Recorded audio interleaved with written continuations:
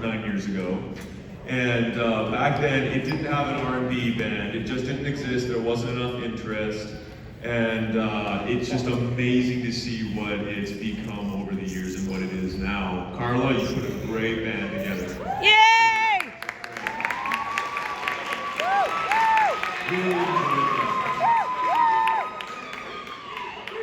I'd also just like to take a quick second to say that the advice that we're giving here is not always directed at one person or one band, but you know, it's pertinent to everybody in here, you know, and I just wanted to say that there's been a lot of talent, and I think that, you know, like show of hands, who wants to be a musician as their career? I'm still doing that. Yeah, who wants to be a pro musician?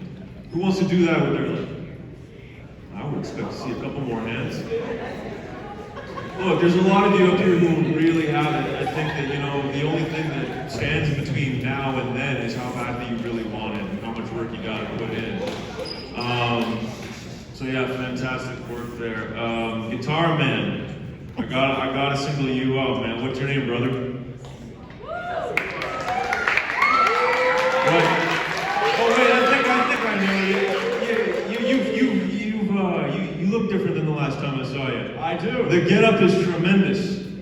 It's great. I love it, man. You keep rocking like this, man. There'll be work for you in the city, hands down. Maybe even beyond. Keep doing what you're doing. Loving it. Thank you.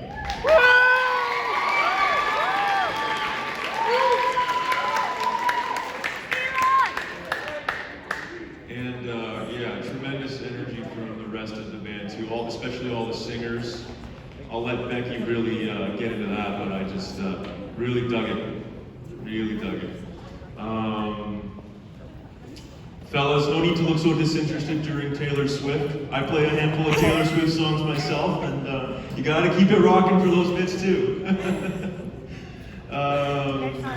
Yeah, good arrangements, and that is all I have to say. I'm gonna hand it off to Jamie, but yeah. Great to watch.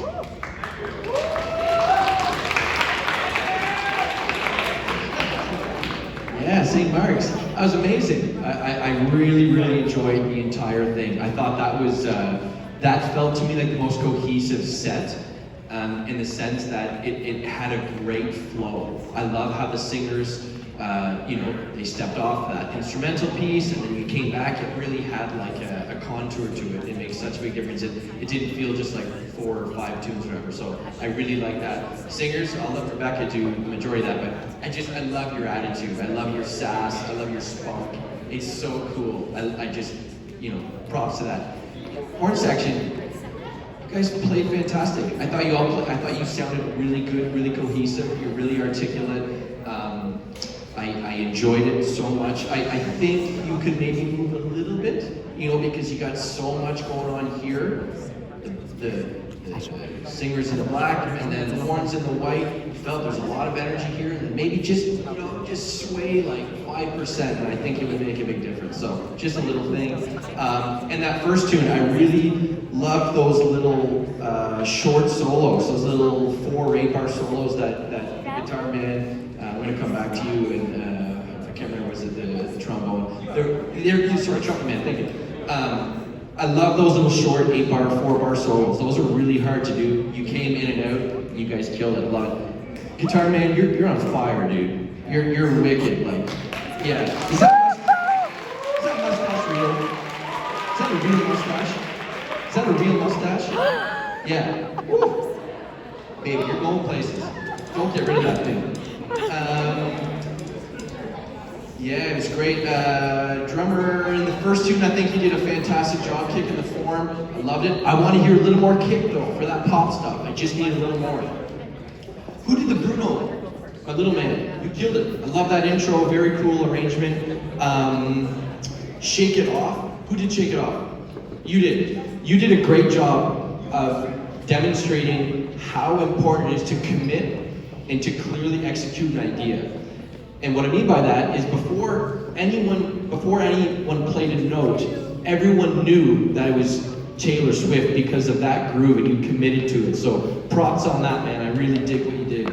I think that was The majority of it, yeah. Flow was great. My little man, you did a fantastic job on the setting up those figures, kind of like a big band drummer would do. You did a really good job of nailing the shots and adding, fills and setups, and that just propels everything. It lets the horns know, okay, guys, we're kicking up a notch. So I love that. And it's really mature playing. Both you guys did very mature playing. So thank you for that. And at last, at first I wasn't sold on the shuffle feeling, the shuffle groove. I was thinking it was, I'm missing that 12/8 feel. But because of the tempo, it made sense. So it wore on me, and I think it was well executed. I would like to hear that as a slow ballad, though, just for contrast. So that's something that I think is important that we all could. That's something that I think we could all benefit from. Is that when we learn a tune, there's not just one way to play a tune. You're only limited by your own imagination. So a tune like At Last, that's great. You have that arrangement. Do the slow ballad version. Try another feel. That's something that we all should strive for, is to get as much mileage out of every tune. It's not just one way for every tune. But again, I love it. I think you guys were awesome, and stick with it. Thank you.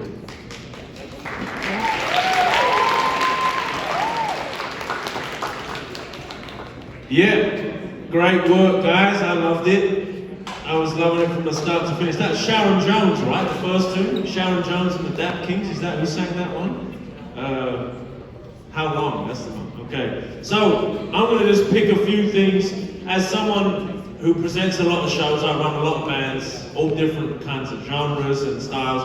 I'm just going to talk a bit on stage stuff, what I would do to change it, whether you agree with it or not. It's what I would do. I wouldn't be wearing a black t-shirt and flip-flops on the baritone sax. I'm sorry to single you out, but everyone else is kind of dialed in. Are you coming from a basketball game or something? No. Were you coming from a basketball game or? I just see your shirt there that says but.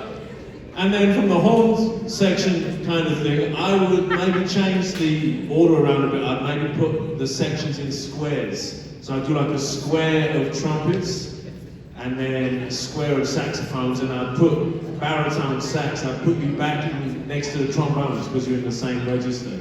The piano player, I can't see your face because there's a music stand in the way. That's the first time I've seen your face.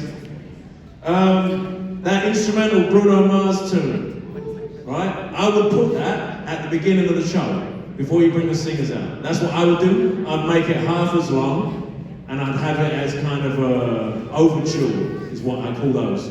Set it up and then bring the singers out. Right? Rather than have the singers go off and come back on, that seems like it'd be a great show opener. Really nice tenor sax solo. But you ended it weird. You ended it a bit kind of like you're in a hurry to get off the mic. So just think about how you want to end it, right? Everything was great, but it just kind of tailed off a little bit, kind of like you're already walking back to your position. So it's just 4 bars, but you owned it. So just think of that. Oh yeah, and At Last, Becky might attest to this. I just felt like there could have been some doo-wops, some background vocals, some little oohs and ahs and doo-wops and stuff. But that was great. Yeah, I enjoyed it. It was well put together. So maybe you'll take those suggestions from me, and maybe you won't. But who knows?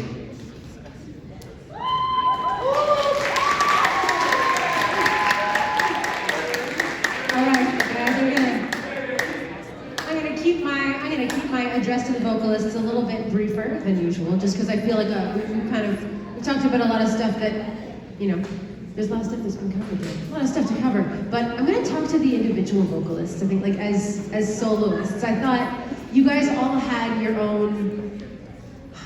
You guys, well, not each of you, but the ones that did take a moment to sing lead vocals. I really loved how your personalities matched what you did choose to sing.